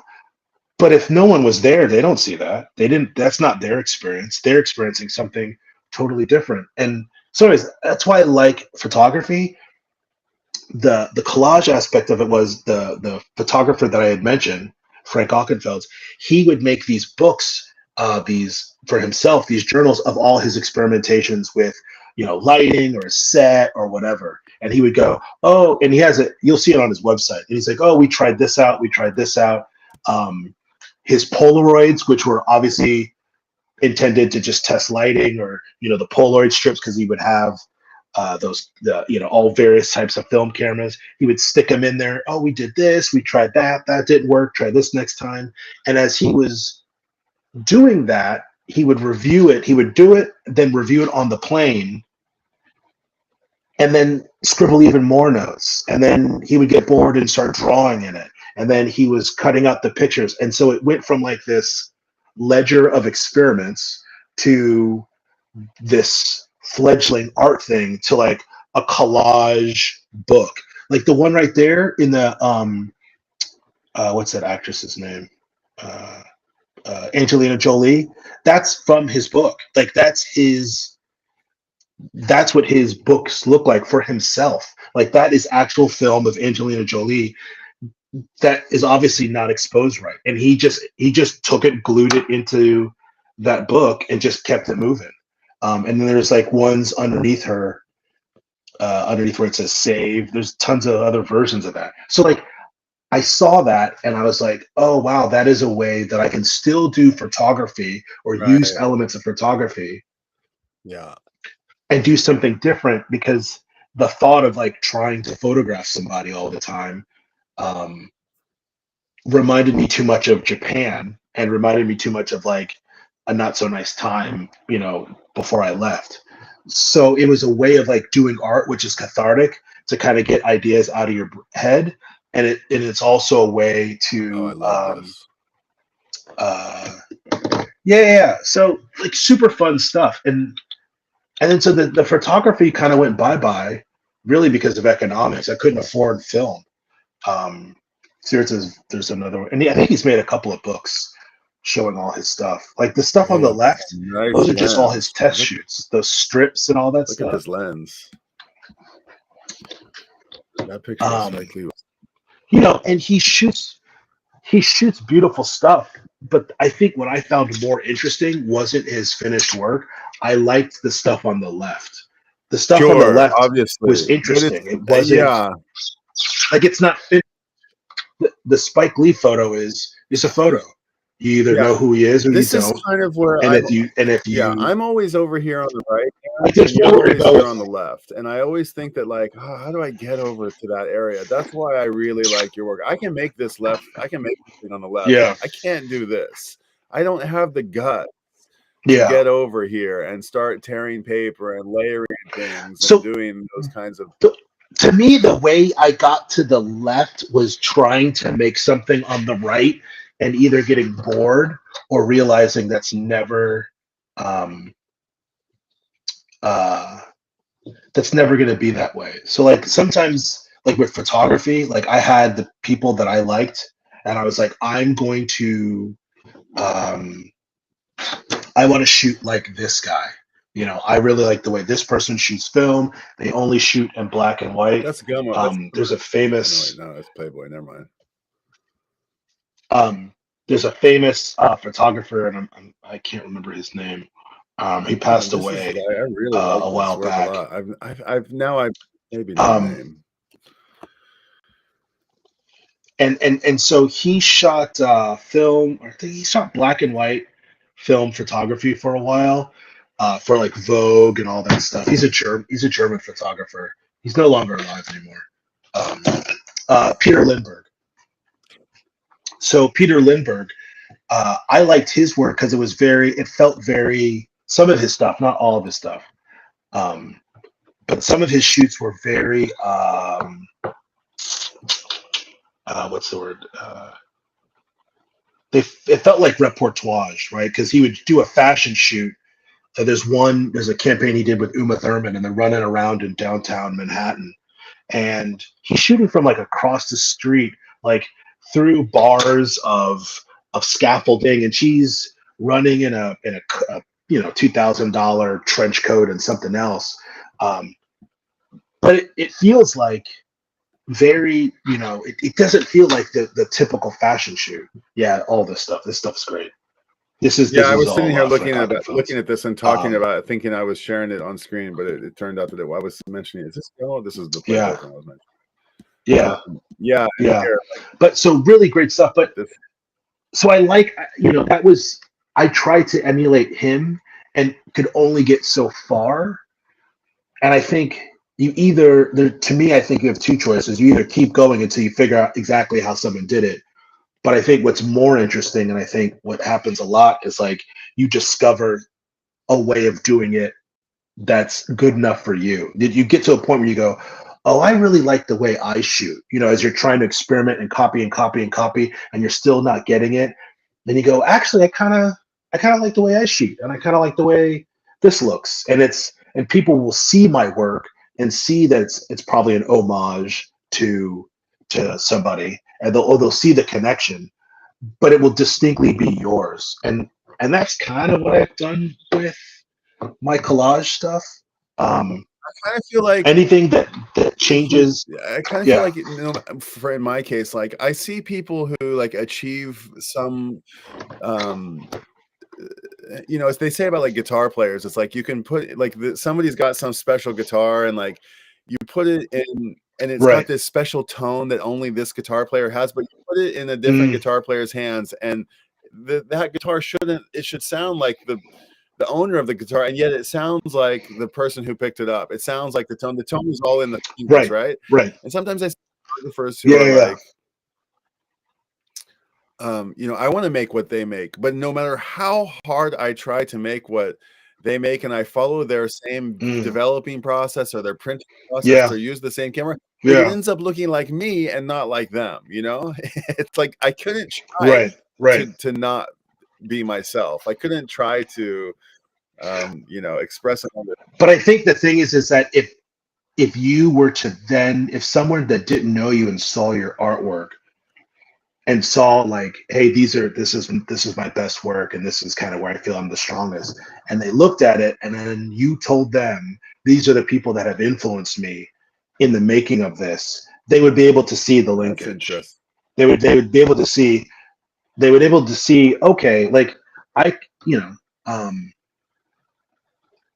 it's like that with music. You can tell exactly what you were saying. If I live in a city and I'm around these artists who play in this bar, or this speakeasy, and that was my learning. This time period, these people, whatever, and then I decide to play whatever it is, punk music. Like this is a jazz bar and a blues bar, and I decided to play punk music.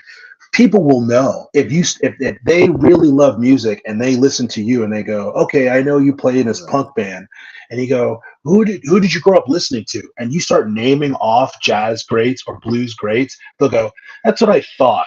Like that sounds. There's a famous interview.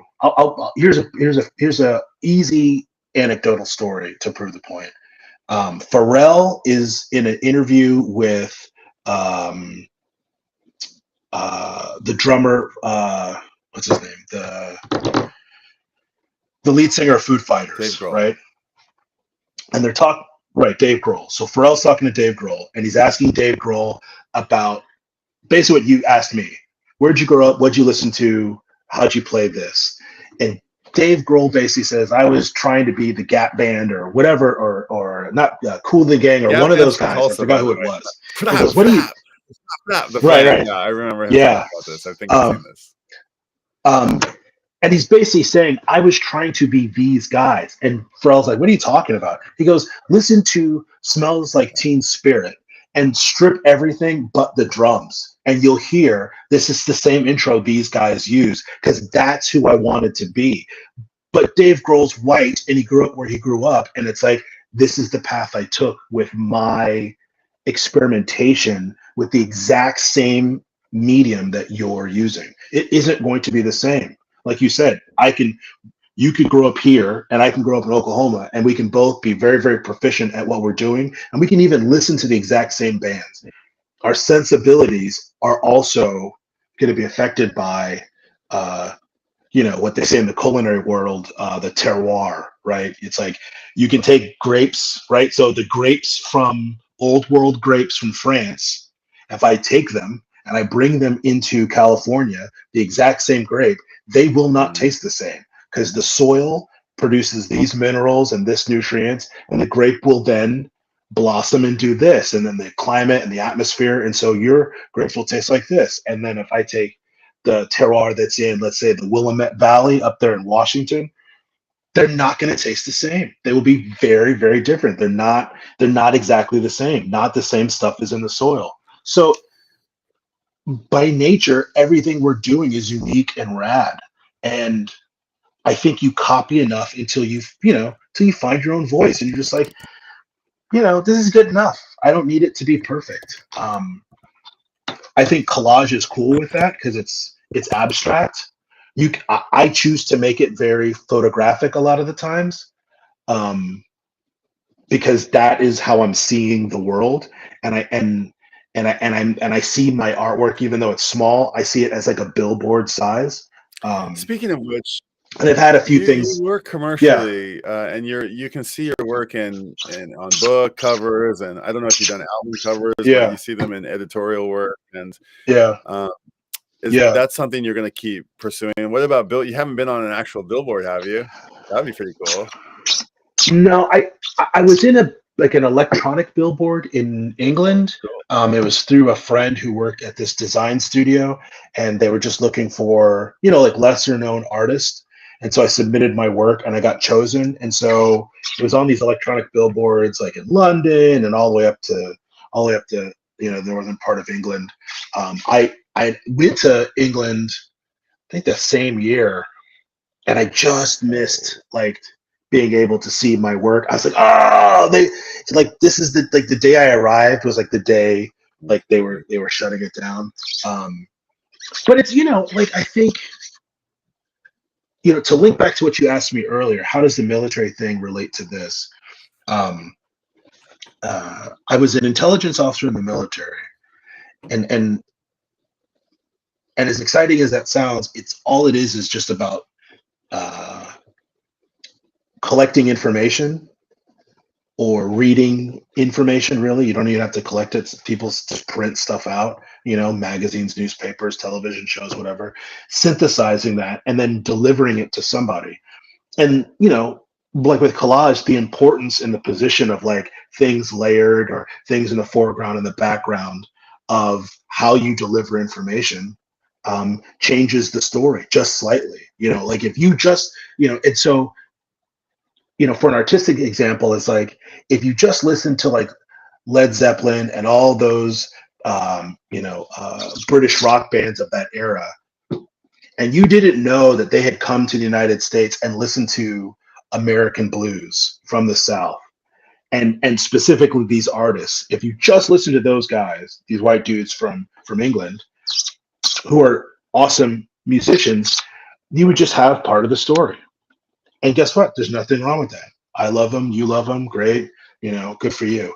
But if someone said, hey, that song is like, they took that from this, and you go, oh, wow, that's cool. And so you listen to that record. You go, wow, that's really interesting. And then someone goes, hey, that black guy, he didn't start singing that. It was actually this black woman with this electrified guitar singing on stage. Like, that's who started all this. And you're like, oh, I haven't heard of that. Who's that?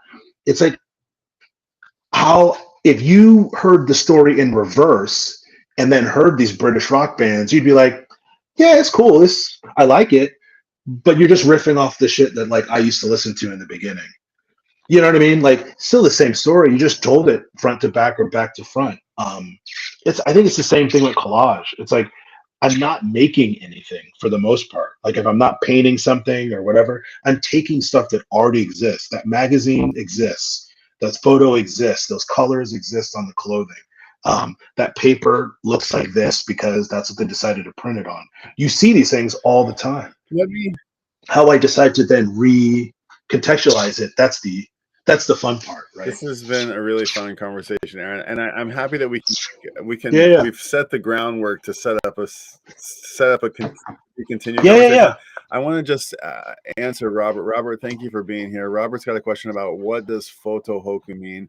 I just will show you real quick. Tohoku is the region of Japan that was affected by the big tsunami. You can see here, like, there's Japan is like, it's 4 major islands, and there's like 7 different sort of big regions, and this red area is the Tohoku region. So we took the word photo and we smashed it with Tohoku to make Photohoku. So that's what that's about. And there was another I think the interview that the Phil Ox, is that who we're talking, Aukenfell? Or no, or what was his name? Yeah. There was an interview. Frank Aukenfeld. Is that who we were talking about doing the interview with Henry? I'm not sure who was that. Who were we talking about? Maybe that. Or it might have been Pharrell. Oh, Pharrell. Okay. Anyway, it was one of these. Yeah. I'm gonna. I'll Google that around. And so real quick, I want to really encourage anybody who comes across this live stream to check out Aaron's, especially the illustration is so powerful, but the collage work is really, I think, your true medium. Yeah, like that's the stuff I've been doing the longest, and the illustration stuff professionally, I've just started. Oh, really? Doing. Okay. But you've been illustrating. I think you've been illustrating for a long time. So let yeah, I started getting paid for it. Is what I'm saying. Hold on, let me see. Is it showing on your side? It's just turning white, right? What the hell? I don't know. So there's an interesting thing that happens when it goes into this few times. Okay. Hold on. It won't. Okay, so yeah, it won't. It could be a large if the pictures are a larger size, because you have an option of the quality of picture you can load to Instagram. Sometimes it doesn't like that when because you're looking at this on your computer, and Instagram gets weird like that. So God, why do you keep it so? Why do you get rid of so much stuff? Why can I only see? Yeah. So here, let me just tell you how I look at Instagram. I don't really care about the likes and the followers, because it's just that's a whole game I'm too old to play, and it's not interesting. How I started using Instagram was it's 4 down, and I think you can see 4 across and maybe 3 down is the maximum you can see on your phone. So it's 12 images, which is more or less what you need sometimes when you're applying to showing people for a gallery, they'll have about 15, 20 images, you know, like a small gallery.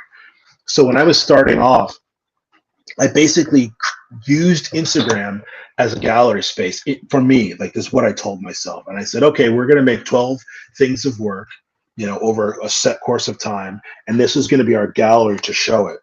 And then, like any gallery, it runs from this period to this period, show up.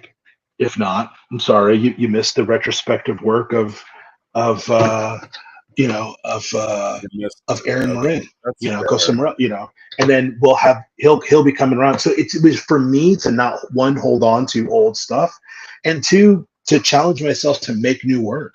Um, you know, the stuff,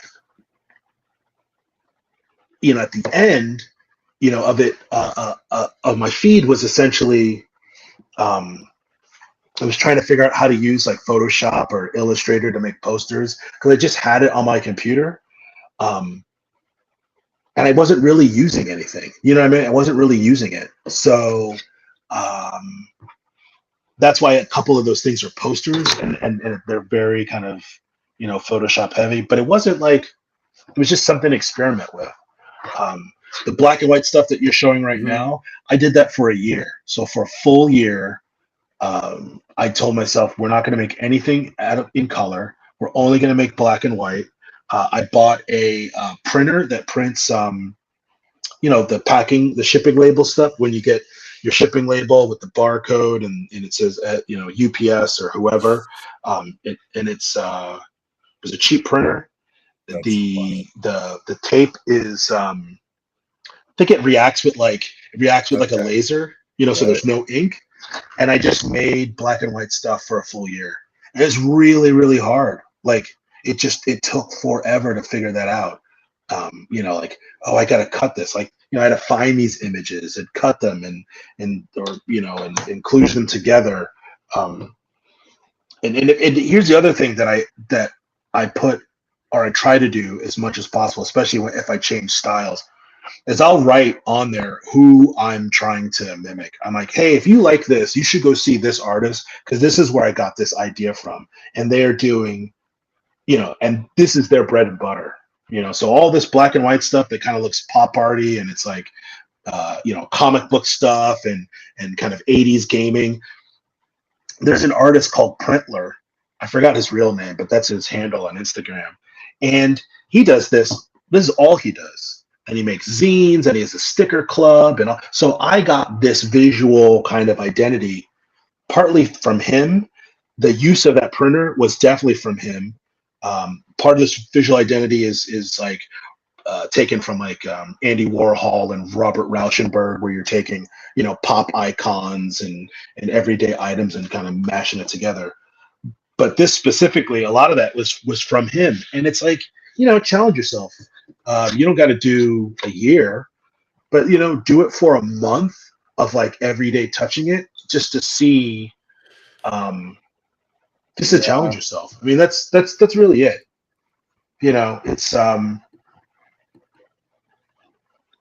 because I think if you look at any of these social media things, they're just going to keep feeding you what you've already looked at. And so I think gone are the days of what everyone on your channel will remember, at least, you know, that's around our age and not older, of going to music shops, of not having any other media other than the radio and your friends kind of let you experience music. And so going to, you know, the CD shops or a record shop and going like, hey, what's that playing? Like, you're going in there going, I want to buy this record. And then they're playing something else over the speakers. You know what I'm talking about? Those old Hmm. independent ones. And you're like, oh, wow, this is cool. Like, who's this? And they're like, oh, yeah, yeah, this is, you know, the Slits. And it's like, who are the Slits? And you're like, oh, do you like punk music? Yeah, I do. And you're like, well, then you should listen to this. And if you like them, you should listen to this, and this.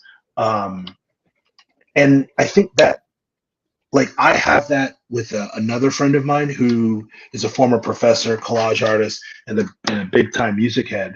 And he's about 50 something years old.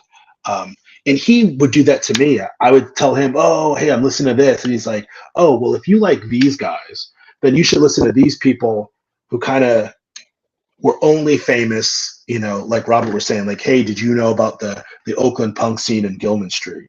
It's like, well, you got to know where Oakland is first before you even know where Gilman Street is, because there's many Oaklands, right? So, like, you need people like that to kind of to broaden your horizon, because the algorithm is just going to feed you more of the same.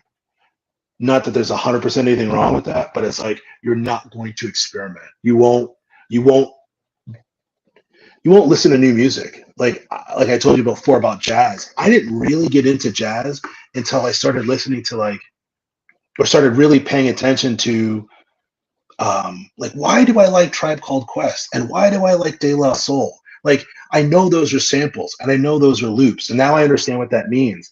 And then all of a sudden there's this guy named Nujabes. Who's that? And like, well, he sounds like this other dude, from Detroit, or whatever, and he's, and he's playing. He everyone knows him, but he's black and he's sampling all these jazz guys. And then there's this other dude named, you know what I mean? And then so a friend of mine was just like, dude, these are all jazz. This is all jazz music. Like, a lot of this is just, these are like jazz standards. And but you've heard it through a different vein, right? You didn't hear it through like, hey, I'm your dad and listen to Miles Davis and you're gonna really love Bitches Brew. Like, maybe I've heard a sample from Bitches Brew, so now it's already in the back recesses of my mind, and we've already accepted that because it was in a hip hop album. So now that I'm like not a rebellious teenager, I'm gonna be like, oh, where's the rest of that song? Like, that was really cool. Who's Pharaoh Sanders? Can I hear the rest of the song? I don't want to hear this little clip. Like, that's really cool. The clip is cool. I love this track, but like, you mean there's a full album of this stuff? Yeah, Um, and I think, again, that, do you know what I sure. mean? Like, you have to be exposed to it. You have to experiment with it. Experiment means like sometimes doing it again in a different manner. Um, it's like, it's like when you grow up, it's like, I didn't like broccoli when I was a kid. It's Trying okay to think. now. It's not my go-to vegetable, but it's like, oh, you put cheddar cheese on it. All right, I'll eat it.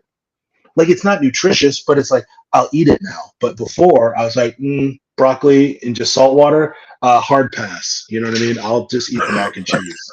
So, but you know what I'm saying? I think people, as an artist, they don't do that enough with their own personal journey with art. They're willing to consume that, um, from the artists, right? You listen to an album, they'll go to the store, they'll get another record, they're able to consume that. But if they're artists, sometimes especially when they're starting off, not so much now, but it's hard to do that. Um, I would say that the military stuff, what it helped me to do, since I started art later, not as a young kid, is that I knew I had to experiment. So the military thing just told me, hey, just stick with it and just keep it fun. Like, still be the kid that never joined the military and just experiment all this zany, wacky stuff. But the thing you should keep from the military is just stick with it. You're not going to get it right the first time. Maybe you do, high five yourself. You learned it, go learn something else. But like, you still have to like stick with the process. That's very, I think I've talked to students a couple times at my friend's class, and I think that's the thing that some people think about art. It's like, oh, I learned this technique, and uh, and it's like, go learn another one. Do you know what I mean? Like, I had the opportunity to go to cooking school, using the GI Bill, because it was another thing I was interested in. So I said, all right, I'm going to go to culinary school. I went to this fancy culinary school, and at the second half of this 2-year program, you're learning how to cook different, standard cuisines from different large regional parts of the world, like France, and then we're going to do Italian, and then we'll do the Middle East, which is, and then we'll do like Asia-ish, you know what I mean? Like, basically China, Korea, Japan. And I remember being in this class, and the student was rebelling against the instructor, who was the chef, run many restaurants, and now he's teaching you. And the student was like not doing what the instructor told him. And there was two ways to solve the problem to get the student to do the thing he was being asked to do, because he wasn't doing it to how the instructor wanted. And so the instructor goes, he goes, hey, Frank, do you know how to do this? And he goes, yes. And he goes, and you know the exact way how to do it? He goes, yes. And he goes, do you know how to do it this way? He goes, no. He goes, good. Now you're going to learn how to do it a different way. He goes, because you're not always going to be able to do it the way you know it in your head. The way you know in your head sometimes is a result of the equipment that's in front of you. But if you go, but if you know what I mean, like, you know how to play drums? Great. Can you play drums outside? Can you play drums in this cramped thing? Hey, your trap, your kit got damaged. Can you play this with just these 3 or 4 drums and these cymbals? Like, can you play with one arm? You know what I mean? Def Leppard. Like, do you know what I'm talking about? Like, and I think people, they don't think about that. Like, yeah, I think you just get people get caught up in their routines and they don't break out. Yeah. About you're always changing mediums, you're always challenging yourself, you're always trying something new. And I think because it's like, let me just see if I like it. Do you know what I mean? Like, let me just buy this record and just see if I like punk that's not coming from like men. What does punk sound like from like women? What does punk music sound like from women that aren't white? Do you know what I mean? Like, from England, in a time when, being a woman and then also not being white was probably not the best thing to be. And yet you're making this very rebellious music, and then your audience is filled with like a whole bunch of white kids. Like, what does that music sound like? Why should I be interested? Like, hip hop is cool now, but like it wasn't back when it was cool for a certain group of people back in the day. Now hip hop is basically mainstream in the sense that, like, you can have people that were vilified when we were in high school singing at the inauguration party for the president of the United States. Do you know what I'm saying? Like, that is craziness. Like, that you have some guy that hung out. Yeah. And everyone's just like, oh, yes, of course. It went around twice, kind of, like it's gone around. It's kind of strange.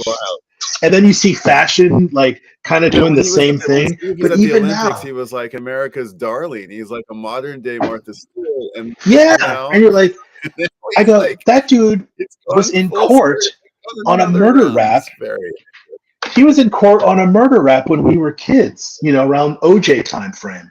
So it's like, and all I'm saying is like music varies, and your appreciation for that varies in the same way your appreciation for your art journey. Well, I think like also sometimes I have like I don't have you talk a lot about the Black experience in your work, and I don't really, it's a place where I'd like to go and I'd like to hear more about, not right this, but maybe let's save it for the next conversation. We've talked about Black many times before, but I was sitting here thinking about, I mean, there's so many Black icons and Black beauties, and you've got so much to say about this identity, and I would like to know more about it. And I also want to understand, I'm sitting here thinking that like it serves the black and white photography. It's black and white. That's just interesting. How did we it's like, it's almost like,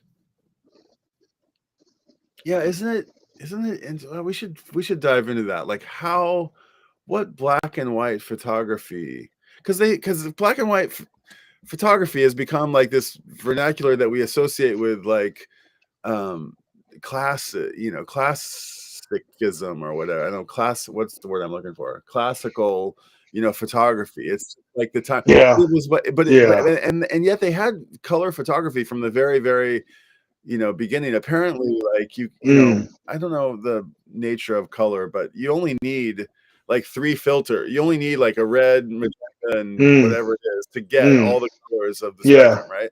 So, and they've had that forever, and all you had to do essentially was to get a color photograph 150 years ago was to like make an exposure with a red filter, make an exposure with a blue filter, and then make an exposure with a green filter, and then put those 3 together I don't exactly understand how it works, but the only problem that you would have is that by taking 3 exposures, the wind blows the trees or the people move a little bit. You get Yeah, like not things everything's the where, but same. they've had Yeah. this technique forever, and it's just a black and white photography. But how has black and white?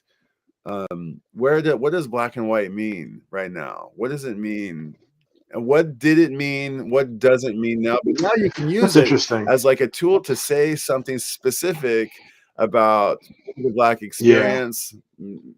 And that was But I think people use black and white photography in the same way that you're doing. It's I would say this: when I worked only in black and white, uh, the reason I liked black and white uh, photography when I was someone was teaching me how to do darkroom stuff was like when it was super cheap at the time. Like the right. film was cheap because no one was buying it, um, and I just had to. I could make something very interesting with just shadow, like playing with light and dark and forms. Like I didn't have to. Right. Think about color. I could shoot what was readily available to Right. me and not have to worry about like your color and all this other stuff. And it was just like, oh, black. And the other beautiful thing about it is when I took this one class up in Maine, um, that this instructor told us that like the energy of a photo is in the grays. It isn't necessarily in the blackest of blacks and the whitest of whites. The energy of a photo is always in the gray. And I think they showed us like Eugene Attiget, the French photographer that like shot in Paris but never ever once shot the Eiffel Tower because he just detested it. And a lot of his photos are like these beautiful subtle hues of gray, and there isn't really super hard darks and super hard whites. Um, you know, for the stuff that's black and white in my collage thing, I think I like to use it, and especially with words and words upside down or abstracted or numbers, um, because it reminds me of propaganda and billboards, and propaganda in the sense of like it's going to get you to the monochromatic nature of it, or its being requires you to just pay attention because there isn't anything else distracting you. Um, you know, Monochrome or duochrome, whatever it is, but it's like just having one or two colors. You're just paying attention to the essentials. Um, and I like that. And the second thing, it's cheaper. It's Like I cheaper, can but scan that's something, yeah, and it's funny. Yeah. do you know? I mean, like for me personally, like it's like and the other thing I think with black and white, at least film, as I see it today, is like it has a bizarre um, air of like of truth to it, I guess, because there isn't anything else around it. Do you know what I mean? Like if you see a movie filmed in black and white, people are like, "Oh, this is a serious topic, and I should," and they're trying to make it like it's a documentary or as close to the Yeah, truth but as it's not the possible. truth. It's an Um, abstraction of of course, it's not. Of course, it isn't. But that doesn't take away our our feelings about it. Do you know what I mean? Like if I showed you a movie about living in Omaha and it was in black and white, and then I show you another movie in color, there's a heaviness to the black and white one that that you necessarily would not achieve with Let, color without let's doing save this some treatments let's with save color. this for our next conversation. Let's come back Anywho, to color and black and white because yeah, I mean I have this other project that I work on that thinks about color and thinks about, and I kind of want to have the guts to that Spike Lee image that we were looking at earlier. Like I need to do that. This guy who says right here, yeah, he irony of the artist writer's journey, keep moving, looking to discover our new unique voice. And he's got another comment. This is 40 Man, who I kind of know from YouTube. Adaptability mm, versus artist core voice. How to stay loose while being centered. Right. mm, How to keep moving yet rooted. Yeah, I think like just juxtaposition. I don't even know what it is. It's like mm, a reference point, and then as a jumping mm. off to somewhere that you don't belong or something that's opposed. I don't know, just like duality. I don't exactly know articulate You it. But you need a home base. Like I and your think home is artists like need a you. home base of You like can't leave your home base no yeah matter how hard you try, because you are you constantly come back to yourself and all the things that make you, all the history yeah and culture and things that yeah. make you who you are, right? But But I look at like it's a travel, right? I can go fly to yeah, Japan. It doesn't make me Japanese, right? And like I'm not Japanese just because I flew there, and I don't know how to speak Japanese just because I'm literally yeah, you got to walking around challenge Tokyo. yourself to I'm get still outside of me, yourself, and yeah, you I know. know. And but I'm coming back to New York. Do you know what I mean? So there's a home that I come back to, which would be different if I was just Here's what vagabonding the I'm gonna world do. and I never had a home, Here's what I'm gonna do, Aaron. and I'm moving. I'm gonna promise Hmm. you. This is a little tribute to 4D Man and to you. Is Yeah, that what I'm gonna do? I'm gonna pull out something worth pulling out. Let me just pull one thing out. Okay, here we go.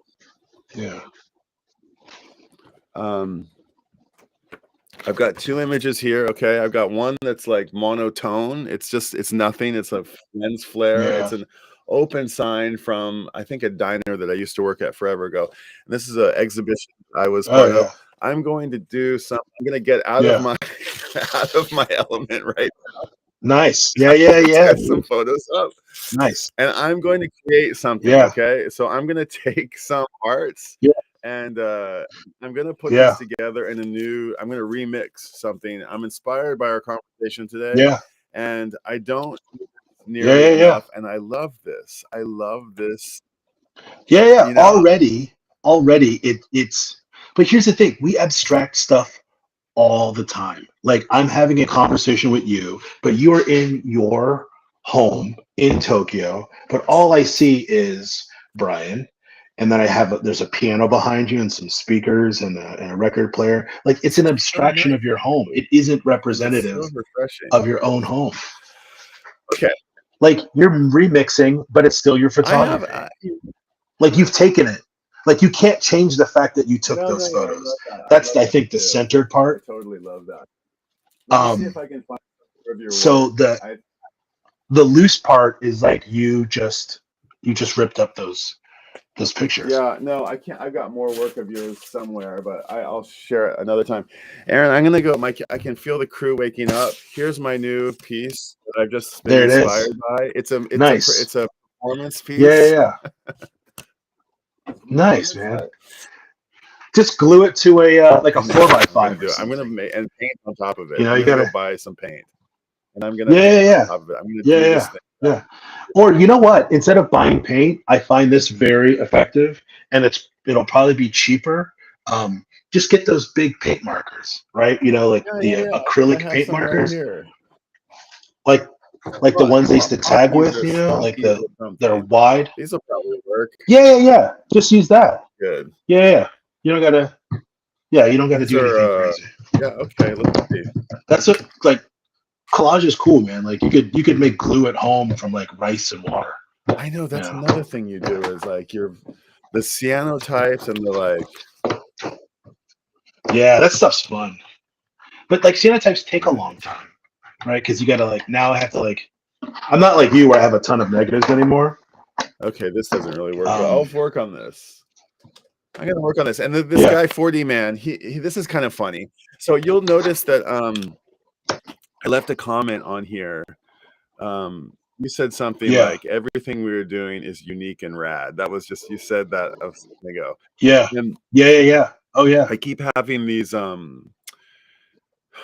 like just diatribes on my YouTube channel, and 4D Man hmm, has been like watching them back on double speed or whatever, so as not to like take up tons of time. yeah, And then he'll pull out like a little thing like that, like I don't know, he'll pull out some little yeah. I like ism stuff that like I'd that. said in passing. Photography saves us from ourselves, Yeah, I said on a stream today. yeah, And he's challenging me yeah. to turn them into lyrics, song lyrics. So that's kind of Oh, that oh right? yeah. I think I he's a forgot you used to professor or play the something. piano. It's an exercise. It's probably a well-established Yeah, exercise where you collect sort of a collage of yeah, expressions put them all together. Oh yeah, yeah, What was yeah, that thing? Refrigerator yeah, magnets yeah, for the, you know. yeah, yeah, yeah, yeah, yeah. I do that with stuff people tell me or stuff I overhear. I'll write it down sometimes, and they become titles for my work. Right. And they don't Okay. have anything necessarily. They have nothing to do with what I've collaged, but in a sense it does because it adds another layer of something that I've collected that I'm just like, I don't know what it means. Like the thing about my art, I will say this. It's like I know what I wanted to say while I was making it. I can't tell you that it's the same thing now that I'm reflecting back looking at it. So if someone says, "Hey, what did you think about that? What is this about?" I go, "I don't know. I know I was thinking about something when I made it. What do you think?" And if someone goes, "I got this, this, and this," I go, "That sounds better than what I was thinking." So we're going to go with that right now. And it's a good way of getting titles for your work. That was something someone taught me a long time ago. It's like, take a look at something, and then you would ask your friends, "Hey, what do you think about this?" And just hear them talk about whatever. And you write it down, and you go, "All right, that's going to be the title for this, and that's going to be the title for that, and that's going to be a title for this." Oh yeah, yeah, yeah. William S. Burroughs did that Bit famously. like cut ups. That's redesign He would, combination by he would, lifting up again yeah, with yeah, the yeah. wrist to shift out crispy Yeah, edges. he would like slice all. He would type and slice all these words and make books, and like some of them were just Yeah, incomprehensible, I but mean, still super Penn did rad. that as well. I mean, the thing that he did on his, Yeah, he's so known for this portraiture stuff and these magazine covers, but he also like went to the beach and collected cigarette butts and paper clips and like, yeah, yeah, it's quite yeah, interesting. yeah, yeah. So Photogram, it's like you look at yeah. it. Yeah, it's kind of I like stuff like that. So it's We all need a little bit more yeah, yeah. departure, juxtaposition, remixing and the like. Yeah. I think so. I think so. I think because it's like I think I see a lot of outside information influence, if you will, kind of funneling us into these groupthink, and that's not reality, man. I mean, that's not how we met. So we're having this podcast, but to bring it full circle, it's like we didn't meet because you're like, I'm from Omaha and I only think about this. You're like, you wouldn't be in Japan.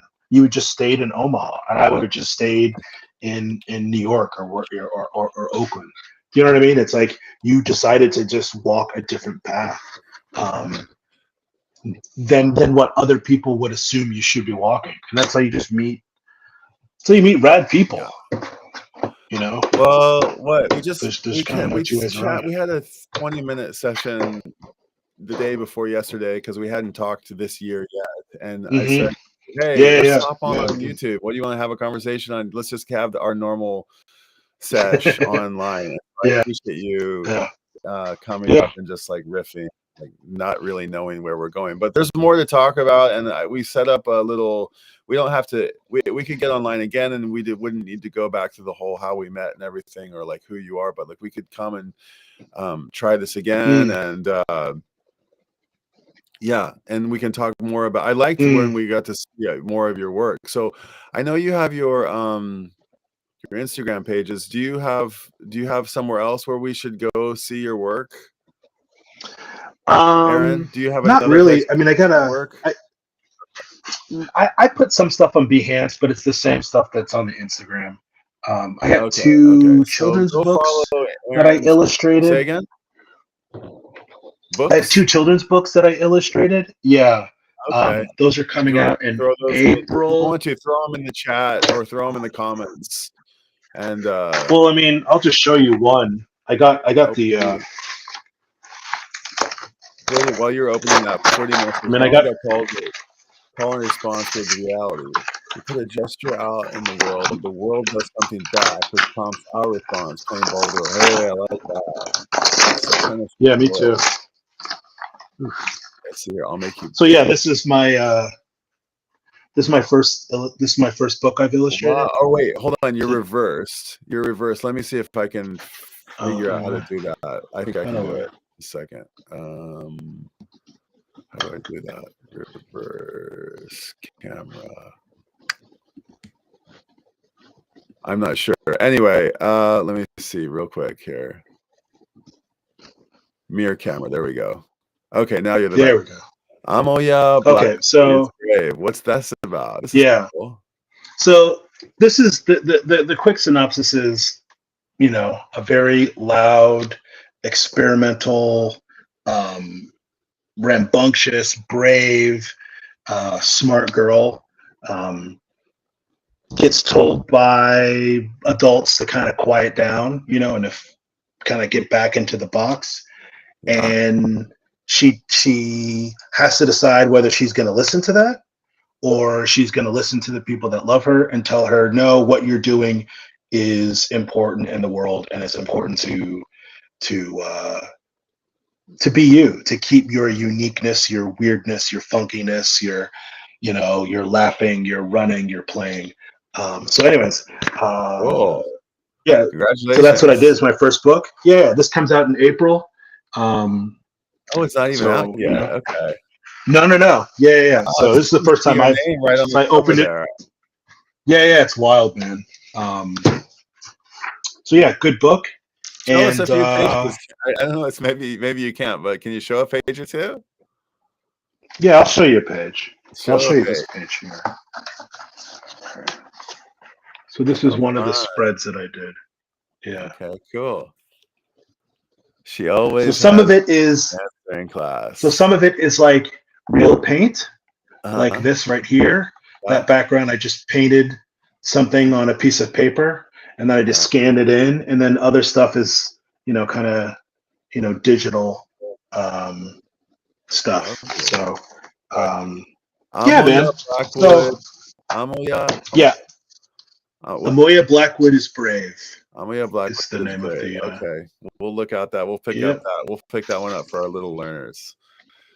Yeah. And our big For the learners, little ones out. probably. There's probably some Yeah. valuable lessons in there for us as well. In fact, Kids yeah, books are great, man. Kids books are it's kids true. books are great. It's a beautiful learning experience.